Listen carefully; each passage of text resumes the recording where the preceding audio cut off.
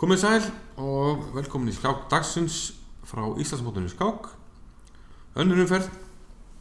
Fyrstu umferð var það Hjörvar Steinn sem átti skák dagsins. Í annar umferð er skák dagsins Jóhann Hjartarson með hvítt gegn Hjörvari Steini Grétarsyni með svart. Þannig að erfitt prógram hjá Hjörvar í byrjun fyrir svart á 2 stigahæstu keppnir sínar. Sjáum hvernig þessi skák þróaðist. Jóhann hafði hvítt, beitti hérna kóngspeðinu, leik 1, 2, 3, 4. Við fengum síklega vörn og Jóhann valdi riddari series 3 sem yfirleitt leiði til hins svo kallað lokaða breiðs. Þessi hvítur leikur G3 og skásættu biskupinn.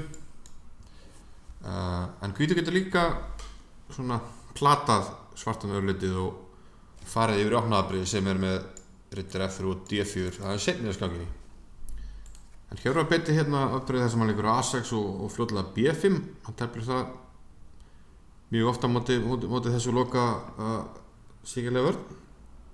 Þessu að breiði lokuðu síkjarlega vörninni B5, biskup G2, biskup fyrir B7, riddari Gunnar til 1, 2. Hérna leikur Hjörvar riddari finnur 6. Algengast er að leika E6 og tölvunar er á því að það sé líka að það sé besti leikurinn. Og hérna leikur Jóhann riddari D5 sem er leikur sem að tölvunar eru mjög hrifnar af.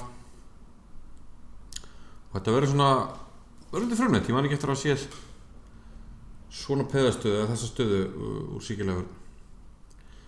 Hjörvar ákveður hérna að leika E5. Ef hann leikur E6 þá reynir hvítu vantarlega að afsakið. Ef hann leikur E6 þá reynir hvítu vantarlega að haldi hérna A4 til dæmis riddari F4. Jafnvel D4. En þetta, sáum að karakterinn á stöðunni verður allt annars enn eftir E5. Hvernig kemur F4 hjá honum? Þetta er nýjung. Þessi stað hefur komið nokkur sinnum áður. En F4 hefur aðeins verið telt einu sinni í brefskák. Sú skák teltist líka svona eins og þessi riddari D7 eftir yfir E5. Nefnum í brefskákinn það drap svartur með riddara. Hjörvar draf með peði og við myndumst þetta þegar við vorum að skoða til útsetninguna að þetta lítur nú þokkalega vel út á hvítan að eiga inni hérna riddara hoppa C6 svona þegar hendar hvítur upp til þess að hafa betra í þessari brefskák en hún endaði með jafntefli. Hjörvar draf með peði, þá hefur hann meira vald yfir D4 einum, hvítur er ekki að fara að leika D4 allavega strax. D3 og Hjörvar virðist alltaf leika G6 að allar að skásættu biskupinn að hróka, maður hefði haldið það. En fer hérna í svolítið aggressífar aðgerðir og leikur hérna H5. Spurning hvernig, hvort hann var leitist illa á það ef hann leikur til dæmis bara biskup G7 og hrókar. Hvort að hvítur sig með svona of þægilega stöðu eitthvað. Hvítur getur núna að fara að huga því að drepa B5 til dæmis. Og þessi E4 riddur er mjög safaríkur fyrir riddara. Ef hann er að leika því áður og svartur leikur F5 þá getur við alltaf hoppað inn á G5 og E6 í kjölfarið. Þetta peður eftir að nokkuð sterkt og svona heldur niður þessum biskup líka þannig að ég veit ekki, Hjörvar allavega vill tefla meira dýnamískt og leikur H5 hérna, riddari C3 og þá F5. Svo svipaði upp á tenninu með til dæmis drepur fyrst og leikur svo F5 biskup E3. Það virðist að vera þeim í þess að hvíti getur leikið hérna bara G4 bara ráðast á þessi peð hérna og það er erfitt fyrir svartana að leika hann fram með góðu móti að mynda svo mikla veikleika. Hann ætla voni í F5 hérna, þetta er ljótt og við sjáum að það reytur hér, peð er voni eiginlega ekki þetta að valda þetta. F4 er mjög ljótt líka ámst þessi skálína þannig að líklegast er kannski hægt að setja spurningamerki við allar þess að peða fram á sig verið að skilja eftir sig veikleika sem er eftir að valda. Eftir F5 þá ákvað Jóhann bara að drepa þetta peð hérna B5 riddari dróning B6 Hjörvari og Jóhann valdaði riddara og C4 skák. Jóhann svaraði að bragði, kongur H1 og staðan erfið hjá svörtum. Hann peð undir, hann fórnaði peði og ef hann til dæmis dreif bara D3 þá virðist hann bara vera þessu peð undir og erfitt að sjá okkur á svona haldbara bætur og aftur ef H4 þá virðist þessi G4 leikur vera sterkur. Hér var leik H4 og hérna byggastu við G4 hjá Jóhanni, virka mjög sterkur eins og á flestum stöðum. Ef til dæmis H3 þá sjáum við hérna einn galla við svörtu stöðuna og það það að ef leikur E4 að kóngurinn gríðarlega berskjaldar hérna með borðinu.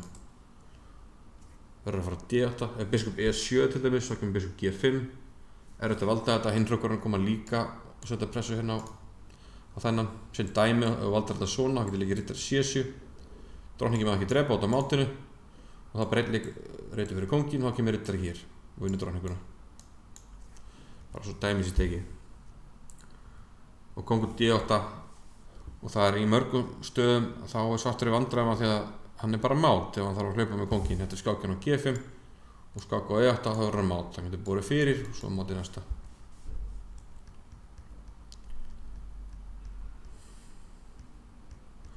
Þannig að G4 leit mjög vel út og tölvuförðurinn á því að þetta sé bara hartnær unni tafla hvita. En Jóhann leikarna getur bara H4. Fyrsta skipti sem hann leikur ekki því sem tölvunum telja besta eða því sem næst besta leikinn. En enga síður, hvíta staðan metin sem mjög góð ennþá. Hrókutur bara H4, drottning E1. Hérna var kannski séns fyrir Hjörvar að berjast aðeins. Tölvunum hafa þetta ekkert svo slæmt og svartan eftir drottning finnur 6.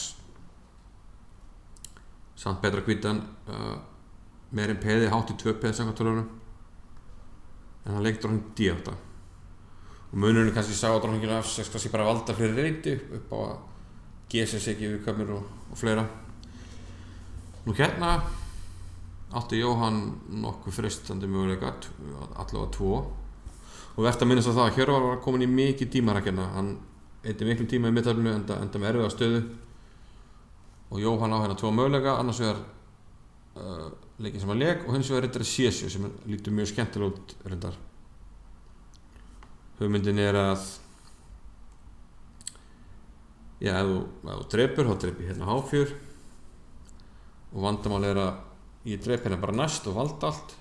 Því þú hefur ekki tíma til að drepa á D3 þá kemur sleggja hrúkutur bara F5 og við sjáum aftur þessu vandræði með kóngin.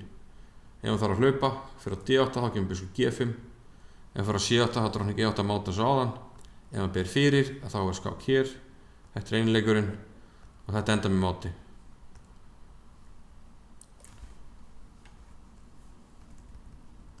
Samanskapið kóngurinn fyrir á E7 þá kemur biskup G5, drottning G6. Kóngurinn getur farið á C-línuna, þá skákum við drottninguna af. Þannig að ef þú reynir að tapa henni ekki, þá verður mát hér. En riddari C7 var mjög freistandi og vert að minnast á það að kóngur F7 gengur ekki vegna riddari E6, setur á drottningu. Svo get ég valið mann til að setja á G5, biskup eða riddara. Riddari skákur fín og svo drepi hennar hrók hérna. Bara hrók yfir. Riddari C7 var freistandi en D4 var besti leikurinn samkvæmt tölvunum og Jóhann leik því. Flestir byggust við hérna E4 en þá kemur bara leikurinn svo drottning G3 og svartur í verulega vandamálum. Þarf að valda þetta komið aftur á dagskrá. Til dæmis ef þú setur á drottninguna þá kemur þessi og við sjáum að ef þú fyrir F-línuna sem þú verður að fara þá drepi hennar hrók. Hann leppur meistarinn hérna F5. Hér á leik hrókur G4 en staðan mjög slæm hérna og það tók að halla hratt undan fæti sérstaklega eftir sleggjuna hrókutur bara F5. Við erum búin að sjá nokkar afbrigði þar sem að þessi skálina verður svörtum að falli. Leið á skákar þá kóngurinn að fara upp og þá kemur þessi og drottningin bakvið og það bara svokallað tjald. Biskup G7, biskup G5 setur á drottninguna. Nú völdu hrókin hann í ýmsum aðbröðum eru farin að hóta núna að drepa biskupinn sem mátti ekki drepa áður út af því að hrókurinn og Ronny. Drottning A5 og Jóhann fór bara í kaupin hérna, hörðaði með hrókin. Hann skipti með henni yfir, hann hefur 2 peð, biskupinn B5 með Ronny. Svartur drapinn á A4 með hrók.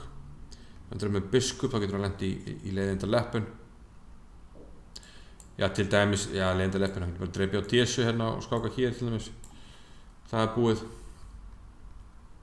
Hann draf með hrók. Það var dreipið, hrókur A1. Riddari B6, sjáum að það er ekki hægt að hörfa með biskupinn. Það er víkjónum út af hrókur A8 og það kemur þetta skemmtilega mátina, biskup E6. Riddari B6 á leiki, D-drep E5. Þetta má ekki drepa út af hrókur E. Þannig við sjáum að svartur eiginlega fær ekkert mótspil og er liðið undir. Þannig við skiptamun og tveim peðum undir. Leik biskup C2 og Jóhann var bara spakur, leik biskup F3. Mér var athyglisvert að leika D6. Og þá við sjáum að svartur leikur eitthvað svona biðleik, þá kemur D7 sem er hótinn. Riddari D7, mér fannst þetta mát mjög skemmtilegt en E6. Svipað áðan, nema bara með peði. En Jóhann var bara spakur, leik biskup F3, valdar D-peði. E-peði má ekki taka út af þessum.